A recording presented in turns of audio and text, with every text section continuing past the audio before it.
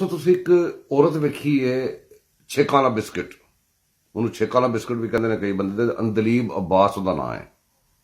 ਤੁਹਾਨੂੰ ਪਤਾ ਕਿ ਵੀ ਪਹਿਲੇ ਧਮਕੀਆਂ ਲਾ ਕੇ ਤੜੀਆਂ ਲਾ ਕੇ ਤੇ ਟੀਵੀ ਚੈਨਲਾਂ ਤੇ ਬੈਠ ਕੇ ਐਂਕਰਾਂ ਦੀ ਗਰਦਨਾਂ ਨੂੰ ਫੜ ਕੇ ਇੰਟਰਵਿਊ ਦੇਣ ਵਾਲੇ ਬੰਦੇ। ਦੇਖੋ ਕਿ ਜਦੋਂ ਟਾਈਮ ਆਇਆ, टाइम चेंज हो जाए तो देखो जरा इनकी गल सुनो गौर नाल। हम नवाज की कैटेगरी में डाल देगा जिसने ये कहा कि अब दुनिया मैं तो डर रहा हूँ कि कहीं वो मुझे इमरान खान की कैटेगरी में ना डाल दे।